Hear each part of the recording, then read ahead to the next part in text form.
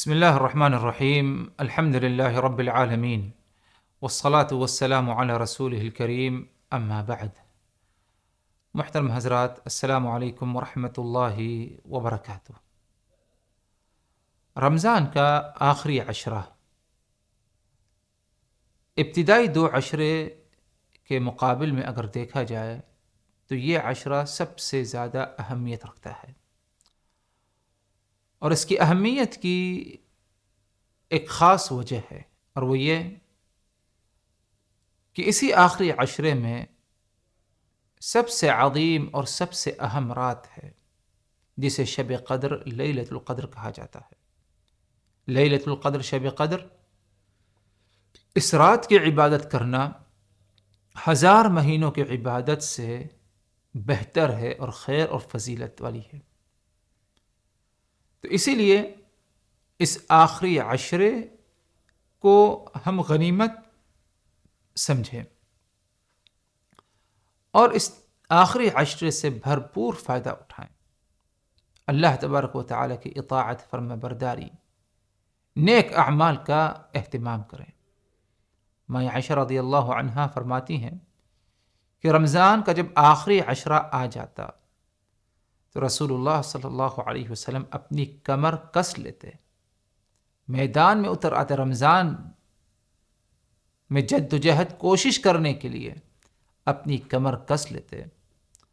اپنے اہل و عیال، بال بچوں کو بھی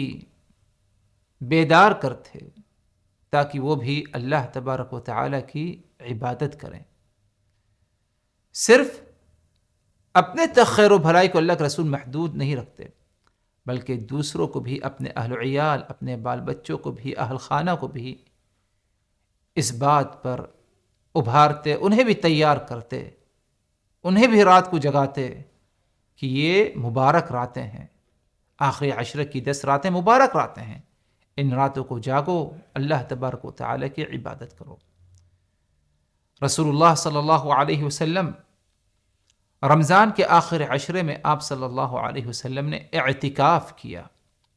اعتکاف سے مراد کہ اپنے آپ کو مسجد میں روک لینا اللہ کی عبادت کے غرض سے۔ تو یہ مکمل عشرہ رسول اللہ صلی اللہ علیہ وسلم اپنے آپ کو مسجد میں روک کر کے رکھتے، مسجد سے باہر نہیں جاتے بلا ضرورت، بلکہ پورا وقت آپ صلی اللہ علیہ وسلم اپنے آپ کو آخری عشرے میں مسجد میں روک کر کے رکھتے، یعنی اپنے آپ کو مکمل طور پر دنیاوی امور، دنیاوی معاملات سے اپنے آپ کو فارغ کر لیتے، دنیا سے قطع تعلق ہو کر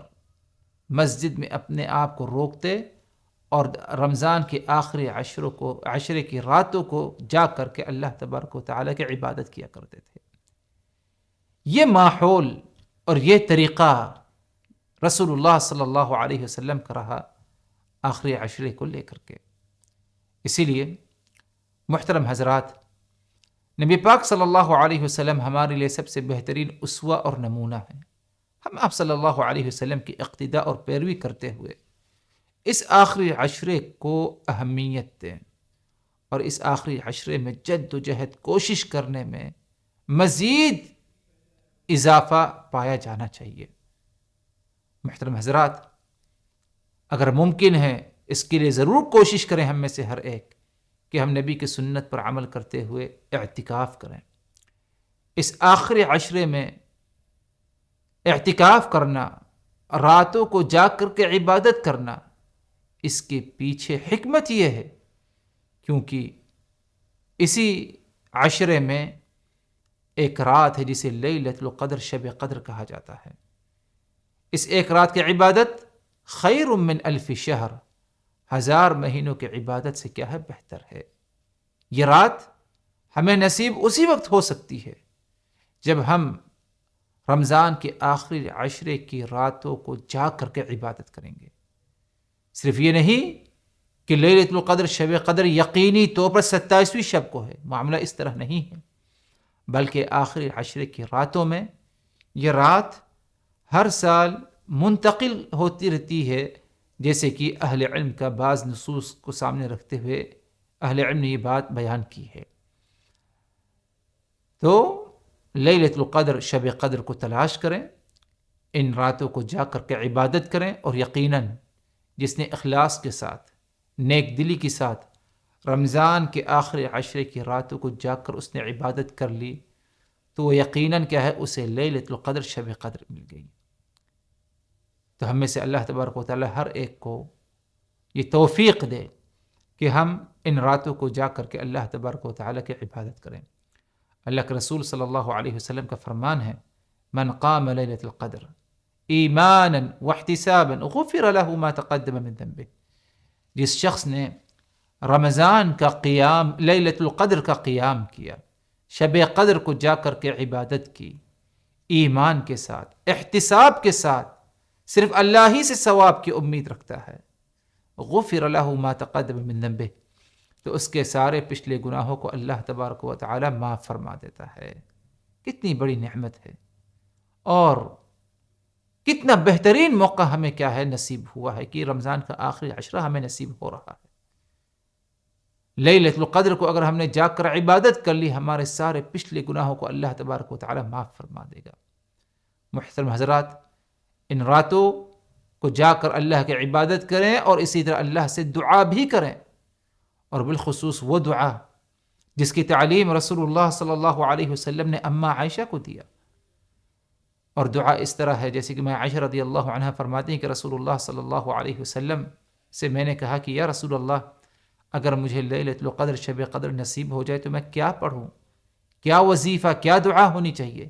تو آپ صلی اللہ علیہ وسلم نے تعلیم دی کہ تم یہ کہو کہ اللہم انک عفو تحب العفو فاعف عنی، اے اللہ تو عفو ہے، معاف کرنے والا ہے، تحب العفو، معاف کرنے کو پسند فرماتا ہے، فاعف عنی، تو اے اللہ تو مجھے بھی کیا ہے معاف کر دے۔